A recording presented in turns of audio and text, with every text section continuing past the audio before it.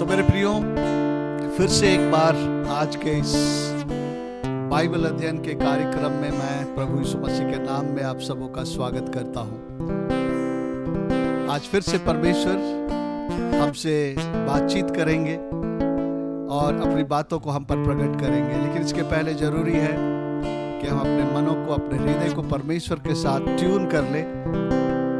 और सबसे अच्छा तरीका है हमें परमेश्वर से ट्यून होने के लिए हम थोड़ी समय परमेश्वर को अपना हृदय खोल करके परमेश्वर की आराधना करें, धन्यवाद करें, उसको अपना हृदय भेंट चढ़ाएं और उसकी आराधना करें। एक गीत मैं आज आप सबों के साथ में बांटना चाहता हूँ, गाना चाहता हूँ। आप मेरे साथ जो है इस गीत को गा भी सकते हैं और प्रभु की आराधना कर सकते हैं। हे प्रभु, आते हम चरणों में तेरे हृदय भेंट चढ़ाते हम। आइए मेरे प्रिय, आइए हम लोग परमेश्वर का आराधना करें। Thank you Lord Jesus, hallelujah, we worship you. तेरी आराधना करते हैं, हालेलुया हालेलुया।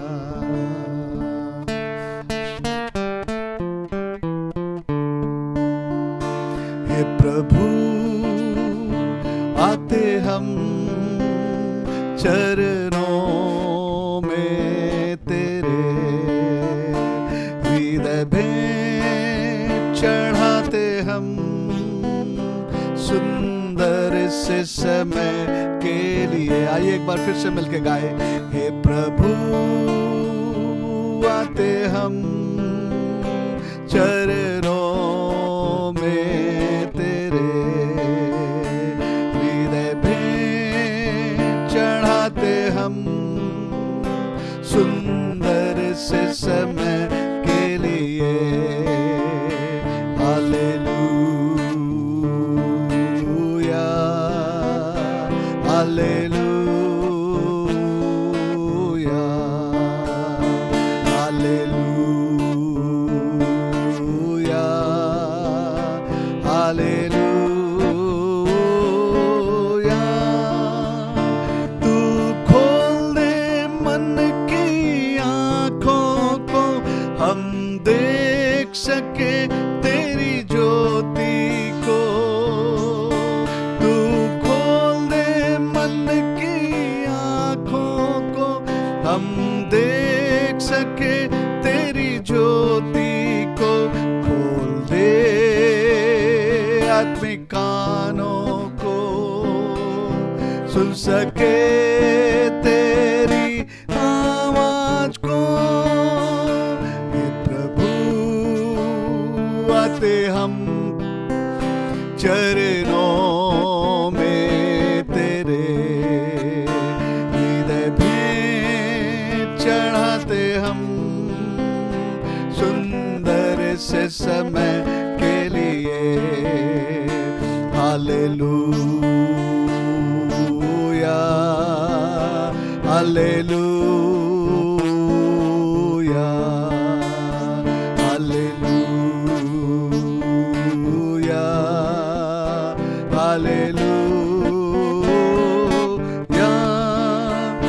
तू सारे जग के लिए मुआ, सुन ले आज हमारी खास दुआ। तू जो सारे जग के लिए मुआ, सुन ले आज हमारी खास दुआ। तेरी करुणा हो सब पर, जितने भी हैं तेरे चरणों पर। तेरी करुणा हो सब पर, जितने भी हैं तेरे चरणों पर। हे प्रभु, आते हम चरणों में तेरे हृदय भेंट चढ़ाते हम। सुंदर से समय के लिए हालेलुया हालेलुया हालेलुया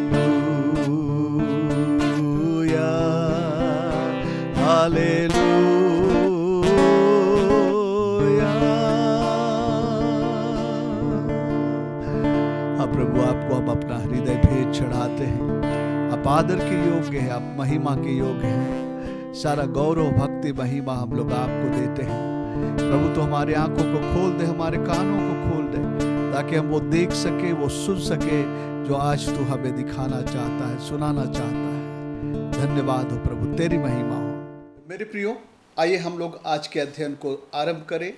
जैसा कि हम लोग इफिसियों की पत्री का अध्ययन कर रहे हैं और पिछले सप्ताह हम लोगों ने दूसरे अध्याय के 11 पद से 22 पद तक का अध्ययन किया था और आज हम लोग तीसरे अध्याय के 1 से लेकर 13 पद तक हम अध्ययन करेंगे। और ये तीसरा अध्याय 1 से 13 पद जो है पिछले सप्ताह के अध्ययन का ही एक कंटिन्यूएशन है, एक सिलसिला है। उसी को लेकर के पौलुस यहाँ पर बातें कर रहा है।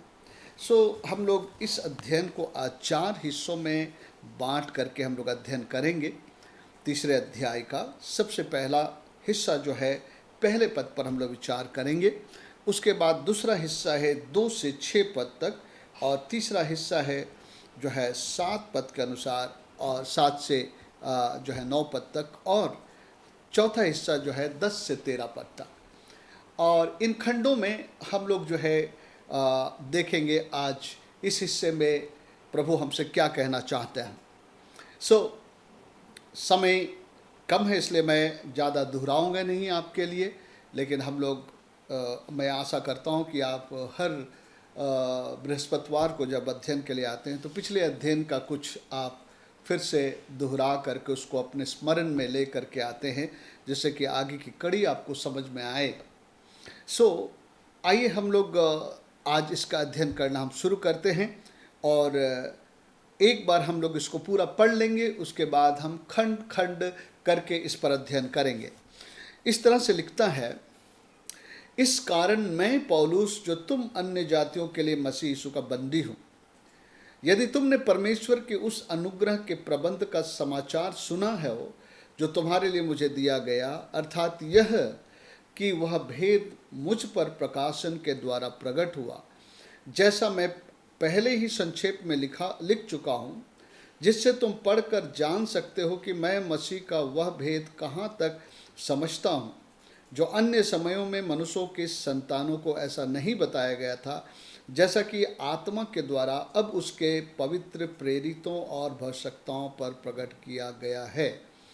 अर्थात यह कि मसीह यीशु में सुसमाचार के द्वारा अन्य जाति लोग मिरास में साझी और एक ही देह के और प्रतिज्ञा के भागी है। मैं परमेश्वर के अनुग्रह के उस दान के अनुसार जो उसकी सामर्थ्य के प्रभाव के अनुसार मुझे दिया गया है, उस सुसमाचार का सेवक बना।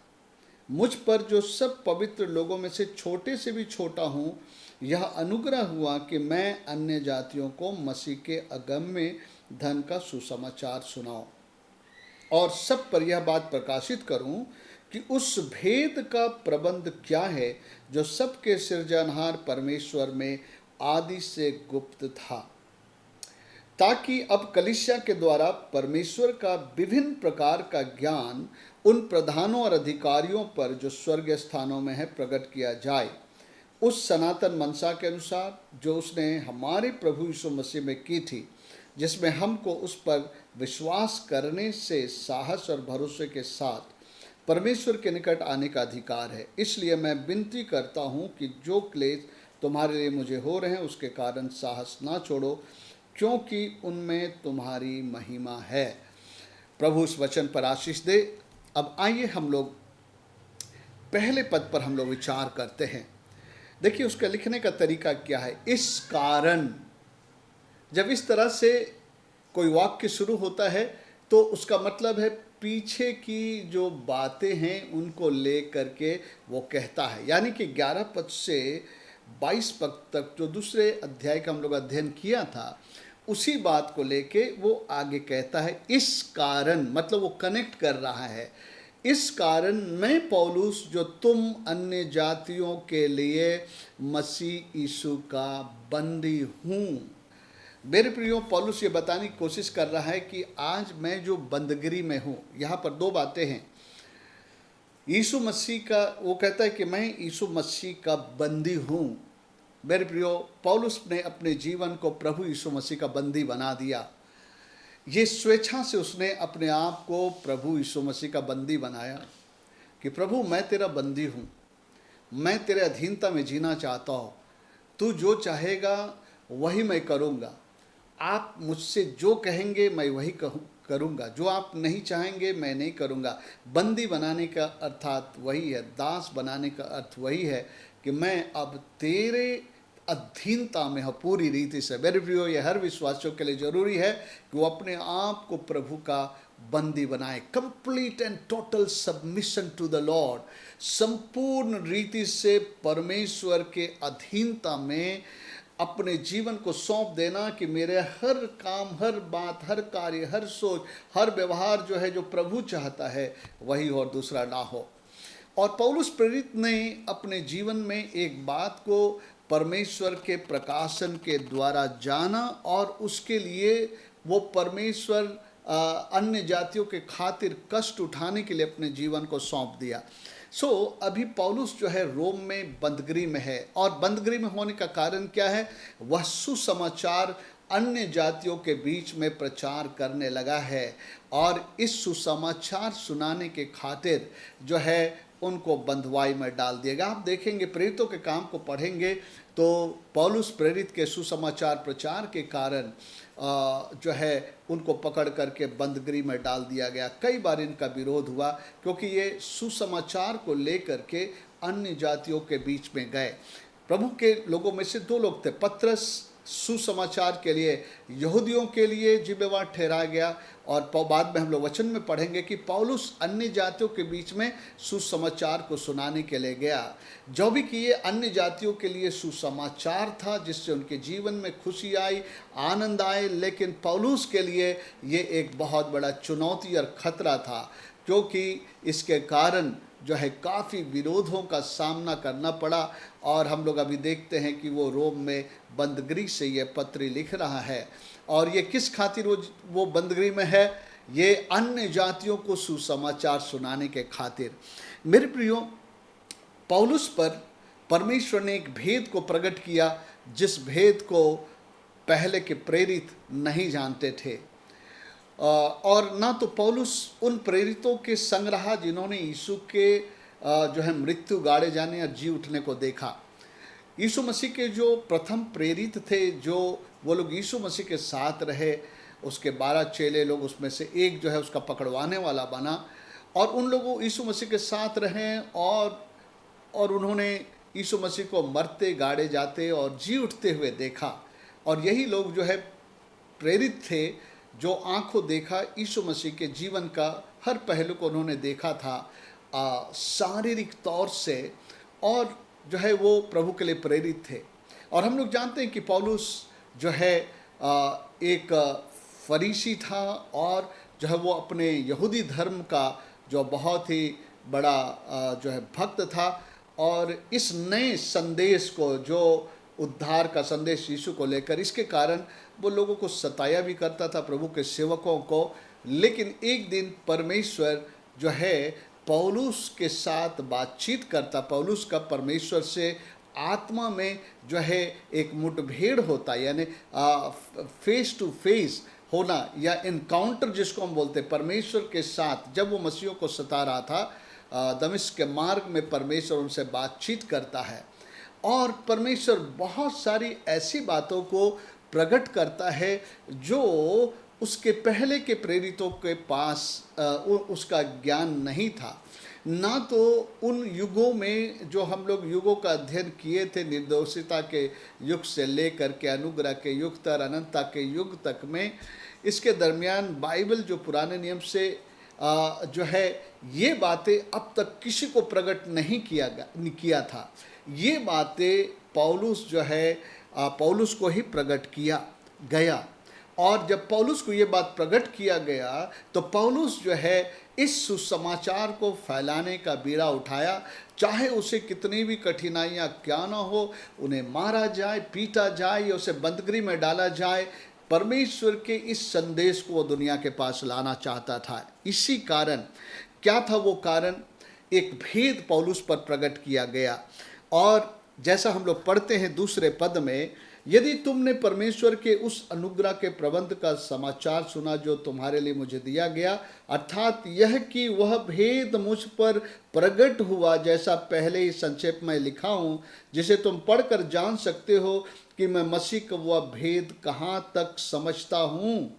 यानी कि एक भेद जो पौलुस को मिला, उस भेद के प्रकाशन को जानकर पौलुस अपने जान को जोखिमों में डालकर अन्य जातियों के लिए वो सुसमाचार को फैलाना चाहता था। और लिखा है 9 पद में भी जब हम उसको पढ़ते हैं मिलाकर, और सब पर यह प्रकाशित करूं कि उस भेद का प्रबंध क्या है जो सबके सृजनहार परमेश्वर में आदि से गुप्त था। भेद क्या है? जो परमेश्वर में एक बात छुपी हुई थी और पौलुस के परमेश्वर के साथ आमना सामना होने के पहले तक किसी को ये भेद नहीं पता था। पुराने नियम के भविष्यवक्ताओं को नहीं पता था, पुराने नियम के व्यवस्थापकों को नहीं पता था, जो भी कि उन्होंने कुछ कुछ भविष्यवाणियां इससे संबंधित की थी, लेकिन उनको ये बात प्रकट नहीं था जो पौलुस को प्रकट हुआ। सो वो भेद क्या था? वो भेद जो परमेश्वर आदि से अपने में छुपा के रखा था, वो भेद क्या था जो परमेश्वर प्रकट करता है? उसके पहले आइए हम लोग एक हिस्से में और हम लोग पढ़े, कुलुस्सियों के पत्री में भी उसके दूसरे अध्याय में इस प्रकार से लिखता है कि परमेश्वर अपने पास एक बात रखा था जो उसने लोगों को प्रकट नहीं किया था, लेकिन अब उसने अपने सेवकों पर प्रकट किया है। और आइए हम लोग पढ़ते हैं 24 पद से, कुलुस्सी उसका 24 पद से, एक अध्याय 24 पद से।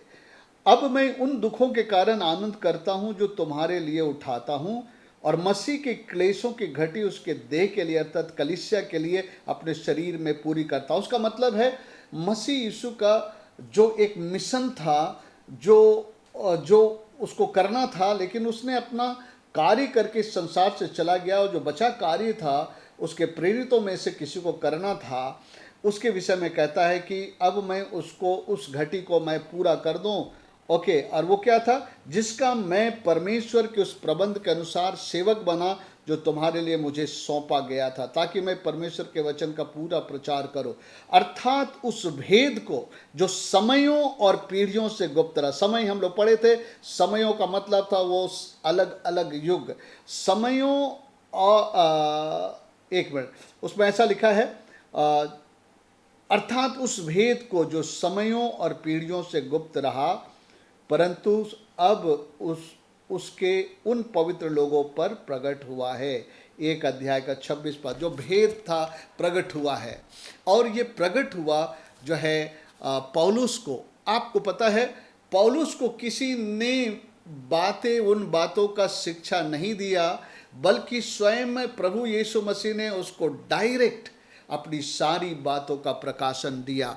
जब गलतियों के पत्री में हम पढ़ते हैं, आइए हम लोग जल्दी से पढ़ेंगे गलतियों के पत्री, और उसका एक अध्याय में बताता है कि पौलुस जब सताने वाला था, जब परमेश्वर ने उस पर प्रकट किया, तो लिखता है कि परमेश्वर जो है उसको सारी बातें सिखाया प्रकाशन के द्वारा। गलतियों उसका एक अध्याय 11 पद से, हे भाइयों, मैं तुम्हें बताए देता हूं कि जो सुसमाचार मैंने सुनाया है वह मनुष्य का नहीं है, क्योंकि वह मुझे मनुष्य की ओर से नहीं पहुंचा और न मुझे सिखाया गया, पर यीशु मसीह के प्रकाशन से मिला। मेरे प्रिय, हम लोग जानते हैं यीशु के साथ पौलुस का जो एनकाउंटर हुआ, और यीशु मसीह ने उनको आत्मा में वो सारी बातें दिखाया, सारी बातें सिखाया, जो शारीरिक तौर से जो प्रेरित लोग थे वो लोग नहीं देखे थे। बाहरी तौर से सब कुछ उन्होंने देखा था, लेकिन उसके परे क्या बातें थी वो परमेश्वर ने पौलुस को बताया। और पौलुस यहाँ तक कहता है 7 और 8 पद में, मैं परमेश्वर के अनुग्रह के उस दान के अनुसार जो उसकी सामर्थ्य के प्रभाव के अनुसार मुझे दिया गया है, उस सुसमाचार का सेवक बना, मुझ पर जो सब पवित्र लोगों में छोटे से भी छोटा हूँ। कहने का मतलब सारे प्रेरितों से के बाद ही आए, सारे प्रेरितों से छोटे से भी छोटा हूँ। यह अनुग्रह हुआ कि मैं अन्य जातियों को मसीह के अगम्य धन का सुसमाचार सुनाऊं। सो ये भेद डायरेक्टली यीशु मसीह के द्वारा उसको दिया गया। और वो भेद क्या था? आइए उस भेद को हम लोग पढ़ते हैं 6 पद में, जो अब तक प्रकट नहीं हुआ था। पौलुस को ये प्रकाशन मिलने के पहले तक कोई भविष्यवक्ता, कोई व्यवस्थापक जो बाइबल को इतने सब पुराने नियम को लिखे हैं, उनमें से किसी को ये नहीं पता था। इवन जब यीशु मसीह आए और चेले लोग आए, तो वो लोग अभी तक सुसमाचार किनको प्रचार कर रहे थे? यहूदियों को प्रचार कर रहे थे, क्योंकि सबसे पहले यहूदियों का, जिसको परमेश्वर चुन लिया था, उनका परमेश्वर उद्धार करना चाहता था। मत्ती उसका 10 का 6 पद में हम जब पढ़ते हैं तो यीशु मसीह बात को बतलाता है कि मैं इस्राएल के खोए हुए भेड़ों के लिए आया हूँ। वहाँ पर वो दूसरे लोगों को इंक्लूड नहीं किया था। मत्ती उसका 10 अध्याय और 6 पद को हम लोग पढ़ेंगे। उसमें इस प्रकार से लिखता है, आइए हम लोग पढ़े 10 अध्याय उसका 6 पद। ओके, मत्ती 10 अध्याय, हाँ ऐसा लिखा है उसके 6 पद में। 5 से पढ़ लेते। इन 12 को यीशु ने यह आज्ञा देकर भेजा, अन्य जातियों की ओर ना जाना और सामरियों के किसी नगर में प्रवेश ना करना। मतलब मना कर रहा है यीशु मसीह। परंतु क्या बोला? परंतु इस्राएल के घराने ही की खोई हुई भेड़ों को के पास जाना। मतलब प्रेरितों को प्रभु ने कहा सुसमाचार लेके कहीं मत जाना, सामरियों के पास ना जाना, अन्य जातियों के पास ना जाना, केवल इस्राएल की खोई भेड़ों को। तो शुरू के 12 प्रेरितों को ये ध्यान में था कि केवल सुसमाचार यहूदियों को सुनाना है और उनको प्रभु के पास लाना है। मत्ती 15 का 24 पे जब हम देखते हैं, यीशु मसीह अपने विषय में भी यही कहा। अभी तक ये बात जो है यहूदियों के लिए ही था, यहूदी लोग जो चुने हुए थे परमेश्वर के, उन्हीं के लिए। 15 अध्याय और उसका 24 पद में ऐसा लिखता है, उसने उत्तर दिया, इस्राएल के घराने की खोई हुई भेड़ों को छोड़ मैं किसी के पास नहीं भेजा गया। मतलब यीशु मसीह भी आया, उसने सुसमाचार को सुनाना यहूदियों के बीच में आरंभ किया। लेकिन हम लोग देखते हैं कि यहूदी लोग सुसमाचार को नहीं ग्रहण। यीशु मसीह आए, प्रचार किया, हम लोग जानते हैं यीशु मसीह का विरोध किया।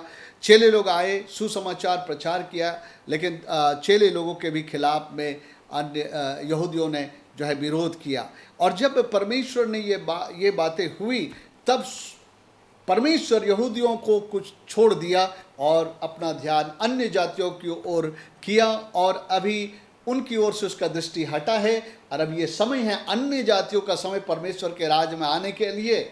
और एक दिन समय आएगा जब अन्य जाति लोग रैप्चर में उठा लिए जाएंगे, तो फिर से एक बार परमेश्वर उन यहूदियों के लिए जो है फिर से परमेश्वर के राज के लिए द्वार को खोल देगा। प्रकाशित वाक्य में इस बात को लिखा हुआ है। इसलिए कहता है याकूब के पीड़ा का समय, और उस पीड़ा के समय फिर याकूब जो है उद्धार पाएंगे इसराइल। अभी इसराइल लोगों को परमेश्वर छोड़ दिया, इसे अन्य जातियों का समय कहा गया। वो कहाँ पर मिलता है? हम लोग पढ़ते हैं प्रेरितों के काम उसके 13 अध्याय में। यहाँ पर पौलुस कह रहा है कि मैं जो है सुसमाचार को अब अन्य जातियों का पास लेके जाऊंगा, क्योंकि तुम लोगों ने इसका इनकार कर दिया। उसके पहले मैं 3 अध्याय के 6 पद को पढ़ देता हूँ। वो भेद क्या था जो अभी प्रकट किया गया, पहले नहीं था। 6वां पद क्या था? अर्थात यह कि मसीह यीशु में सुसमाचार के द्वारा अन्य जाति लोग मिरास में साझी और एक ही देह के और प्रतिज्ञा के भागी होंगे। हम लोग 11 पद में 2 अध्याय के पढ़े थे। हम लोग अन्य जाति लोग थे और हम लोग खतना रहित में आते थे, हम ईश्वर रहित थे। इस्राएल के प्रजा के साथ हमारा कोई भागीदारी नहीं था, कोई प्रतिज्ञाओं में हम भागीदारी नहीं थे, परमेश्वर के लोग नहीं थे, परमेश्वर रहित थे और विनाश के योग्य थे, परमेश्वर के दंड के योग्य थे। लेकिन हम देखते हैं कि परमेश्वर जो दया का धनी है, अन्य जातियों के लिए द्वार खोला। और 6वां पद कहता है वो भेद क्या था?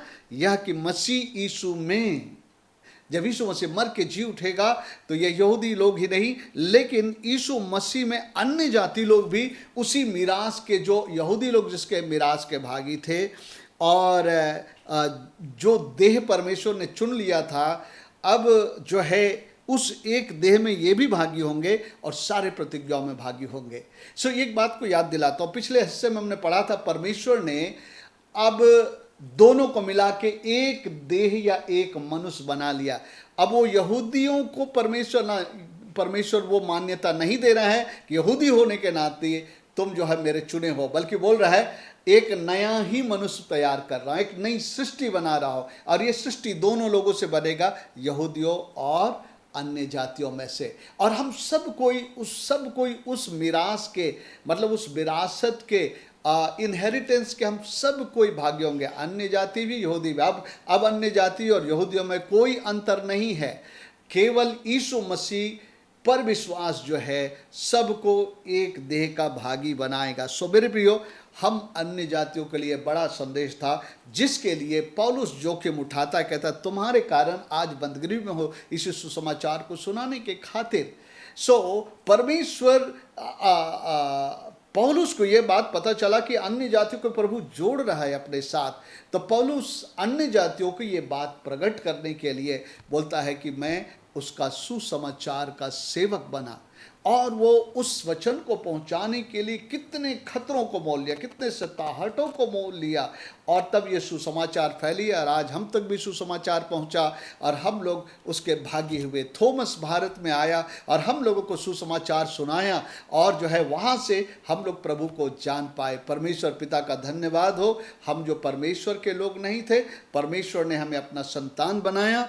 और ये कब से शुरू हुआ? इस्राएली लोग, यहूदी लोग जो है, जब यीशु मसीह की शिक्षा आई तो उन्होंने विरोध करना शुरू किया। वो अपने यहूदी धर्म को ही मान्यता देते थे और उन्होंने पौलुस प्रेरित के प्रचार को अस्वीकार किया। तब पौलुस जो है अन्य जातियों की ओर मुड़ा और कहा कि ये बात मुझे प्रकट की गई है कि अन्य जाति लोगों को परमेश्वर मुझे सुसमाचार सुनाने के लिए भेजा है। वो सौभाग्य, हम जो अयोग्य लोग थे, हमें अपने साथ जोड़ने के लिए परमेश्वर जो है हमको जो है हमारे लिए सुसमाचार को खोल देता है। आइए हम लोग पढ़ते हैं 13 अध्याय का, प्रेरितों का काम 13 अध्याय उसका 44 पद से 47 पद तक। अगले सप्ताह के दिन नगर के प्रायः सब लोग परमेश्वर का वचन सुनने को इकट्ठे हो गए, परंतु यहूदी भीड़ को देखकर डाह से भर गए और निंदा करते हुए पौलुस की बातों के विरोध में बोलने लगे। तब पौलुस और बरनबास ने निडर होकर कहा, अवश्य था कि परमेश्वर के वचन पहले तुम्हें सुनाया जाता, परंतु जब तुम उसे दूर हटाते हो और अपने को अनंत जीवन के योग्य नहीं ठहराते हो, तो देखो हम अन्य जातियों की ओर फिरते हैं, क्योंकि प्रभु ने हमें यह आज्ञा दी है।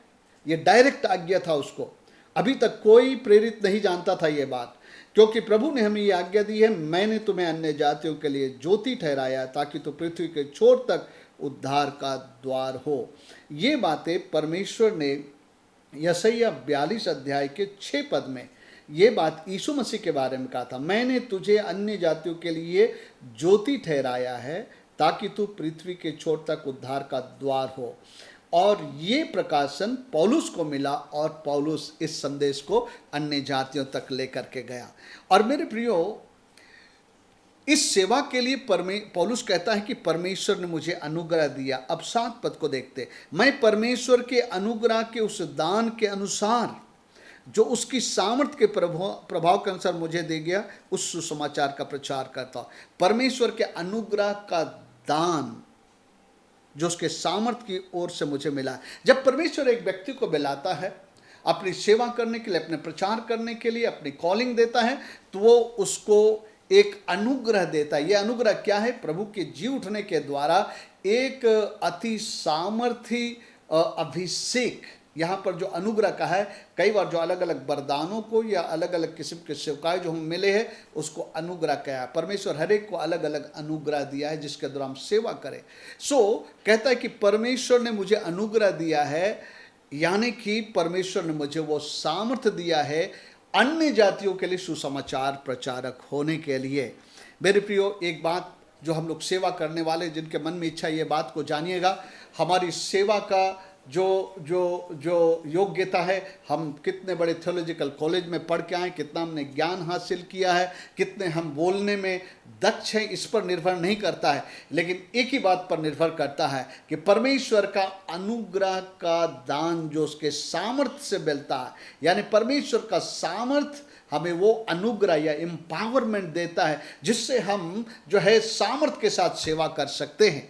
हम सामर्थ्य से सुसमाचार सुना सकते हैं, सामर्थ्य से काउंसलिंग कर सकते हैं, सामर्थ्य से हम लोगों के लिए रोग बीमारी से शैतान से छुटकारे के लिए प्रार्थना कर सकते हैं। इसलिए पौलुस कहता है कि मैं तुम्हारे पास लुभावने शब्दों से नहीं आया, लेकिन मैं सामर्थ्य के प्रगटीकरण से आया। सो पौलुस कहता है मुझे ये सेवा करने का परमेश्वर ने सामर्थ्य दिया है, इसलिए सुसमाचार को मैं फैलाना चाहता हूँ।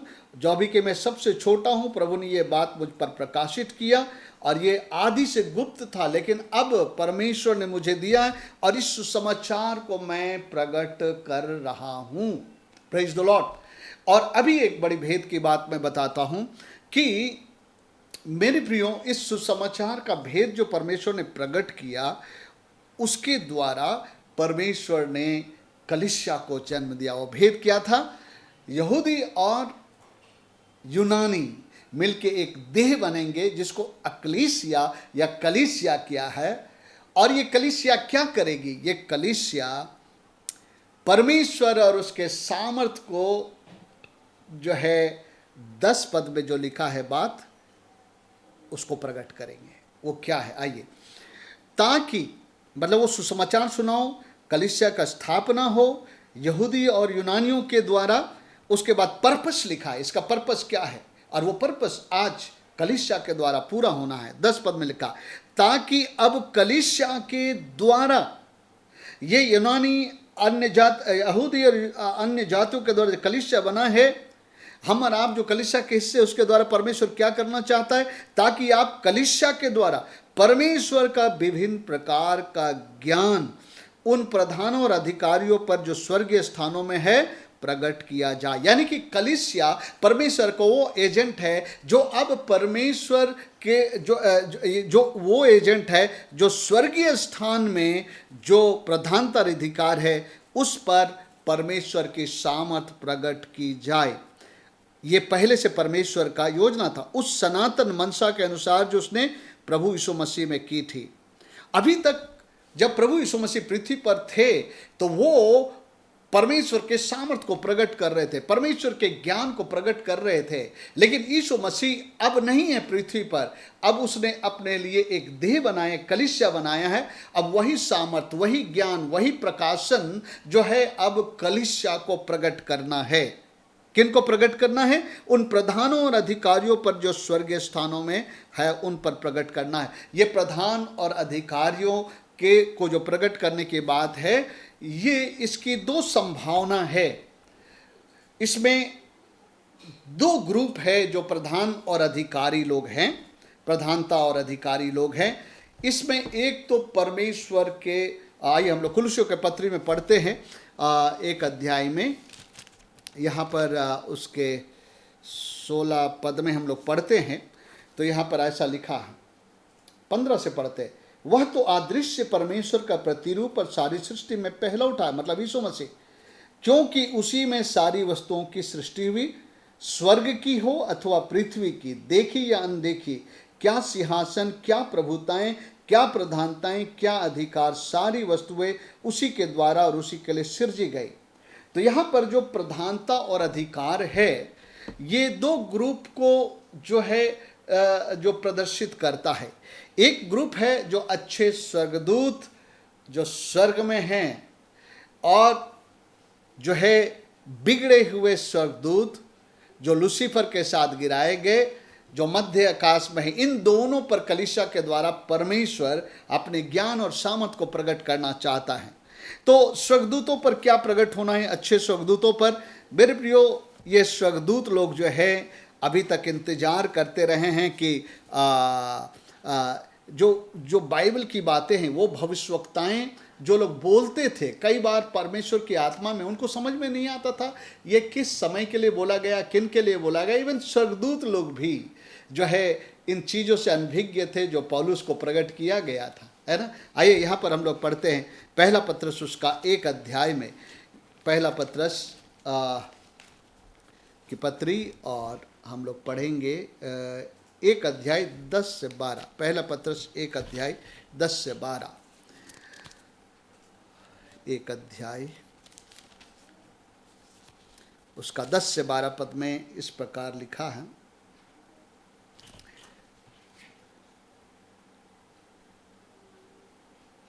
इसी उद्धार के विषय में उन भविष्यवक्ताओं ने बहुत खोजबीन और जांच पड़ताल की, जिन्होंने उस अनुग्रह के विषय में जो उस पर होने को तो भविष्यवाणी की। बहुत भविष्यवक्ता लोग आत्मा में होकर बहुत भविष्यवाणी करते थे।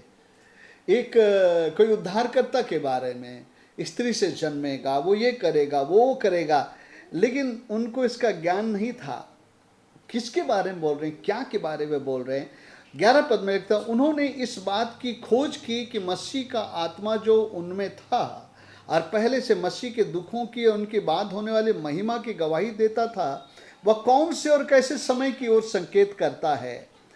उन पर यह प्रकट किया गया कि वो अपनी नहीं, मतलब वो भविष्यवाणी जो कर रहे थे वो अपने लिए नहीं, अपने समय के लिए के नहीं, वरन तुम्हारी सेवा के लिए, मतलब उस युग के लोगों के लिए जिसको पौलुस प्रचार कर रहा था, वो तुम्हारी सेवा के लिए ये बातें कहा करते थे, जिनका समाचार अब तुम्हें उनके द्वारा मिला, जिन्हें पवित्र आत्मा के द्वारा जो स्वर्ग से भेजा गया तुम्हें सुसमाचार सुनाया गया। यानी कि पौलुस जो अन्य जातियों को सुसमाचार मिला, अब उसने तुमको बनाया है, और इन बातों को स्वर्गदूत भी ध्यान से देखने की लालसा रखते हैं।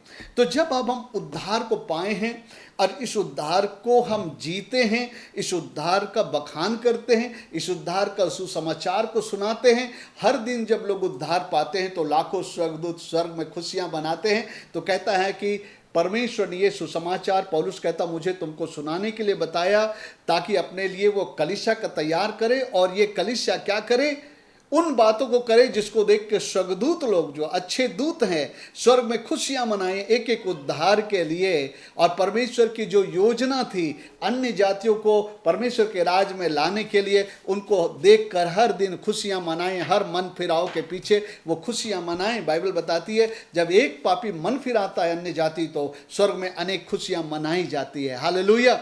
जिस दिन हम और आप उद्धार पाए थे उस दिन लाखों स्वर्गदूत खुशियां मनाए थे। अच्छे स्वर्गदूत लोग जो है खुशियां मना रहे हैं, और वो स्वर्गदूत भी परमेश्वर के इस कार्य में जो है वो सहयोग करते हैं, उद्धार पाए हुए लोगों की वो सेवा करते हैं। ओके, दूसरी संभावना जो हमको प्रकट करना है वो है प्रधानताओं और अधिकारों को जो स्वर्गीय स्थान में लिखा है। इफिसी 6 अध्याय में हम लोग पढ़ते हैं, इफिसियों उसका 6 अध्याय। आइए, बाइबल में जहाँ भी प्रधानता अधिकार की बातें आती है, ये गिराए हुए स्वर्गदूत यानी लूसीफर और उसके साथ गिराए हुए स्वर्गदूतों का है। जो लोग बिगड़े हुए स्वर्गदूत हैं, जो जितने बुराई के काम है पृथ्वी पर होते हैं, उनको करवाने में ये लोग सहायक है। लेकिन कलीसिया के पास वो पावर और सामर्थ्य है। जब कलीसिया उसे समझ जाती है और उस सामर्थ्य का इस्तेमाल करती प्रार्थना के द्वारा, पवित्र आत्मा के वरदानों के द्वारा, तो जो है उसका कार्य जो वो आसमान से होकर करते हैं उसको कलीसिया रोक देती है। क्योंकि बाइबल में लिखा है,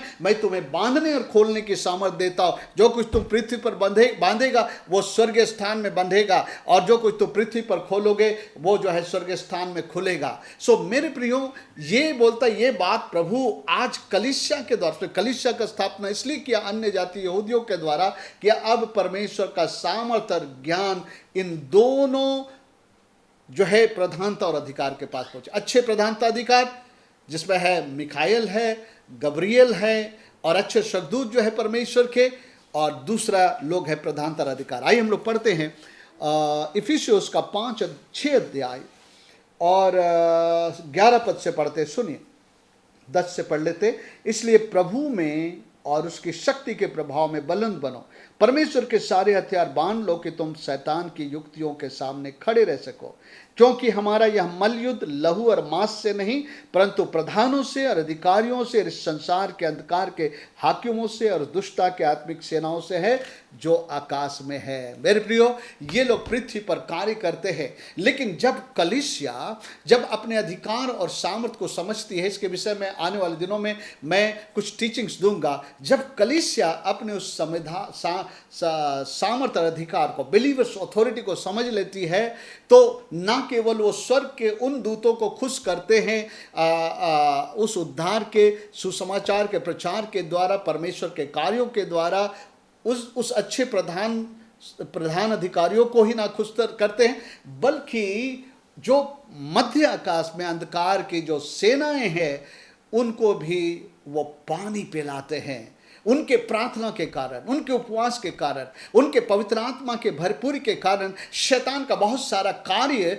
तहस नहस हो जाता है। बल्कि उसकी कई युक्तियां जो वो चलाना चाहता है, एक अच्छे कलीसिया के द्वारा जो परमेश्वर के सत्य को जानती है, उसके कार्यों पर रोक भी लगाया जा सकता है।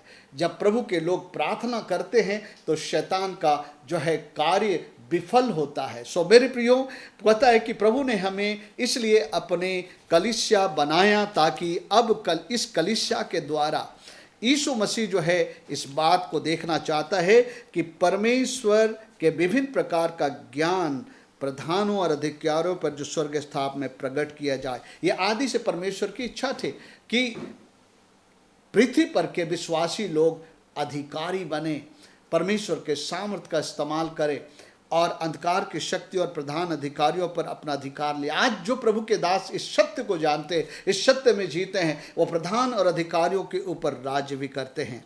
और परमेश्वर इस दो लोगों को मिलाकर एक ऐसे कलीसिया को तैयार किया है। और आज 12 पद का एक अंतिम बात लेकर मैं बोलता हूँ, जिसमें हमको जब बोलता है तो दोनों ग्रुप को बोलता है, यहूदी और अन्य जाति। पहले केवल यहूदी लोग प्रभु के चुने हुए थे, लेकिन अब परमेश्वर यहूदी ग्रुप में से बात नहीं कर रहा, दोनों को लेकर एक ग्रुप बनाया है जिसको हम कलीसिया कहते हैं, जिसमें हमको उस पर विश्वास करने से साहस और भरोसे के साथ परमेश्वर के निकट आने का अधिकार है। अब हम चाहे यहूदी हो चाहे यूनानी हो, हम सभी लोग यीशु मसीह के द्वारा परमेश्वर के पास आ सकते हैं। सो मेरे प्रियो, इसी का सुसमाचार दुख और तकलीफ और कष्ट उठाकर पौलुस ने प्रचार किया, आज जिसको हम लोग भागी हो गए हैं। आइए इस सुसमाचार को जो हमने पाया है हम अपने पास ना रखें, लेकिन अन्य जातियों तक ये सुसमाचार को हम पहुँचाएँ। अपने जीवन के द्वारा हम प्रचार करें, अपने गवाहियों के द्वारा प्रचार करें, और जो भी हमारे पास संभावनाएं हैं हम उसके द्वारा प्रचार करें। लोगों को काउंसलिंग करते हुए, लोगों को ट्रैक्स देते हुए आइए हम इस सुसमाचार को हम लोग बताएं लोगों को, और हम सबको परमेश्वर के ज़्यादा से ज़्यादा लोगों को परमेश्वर के राज के भागीदार बनाएं।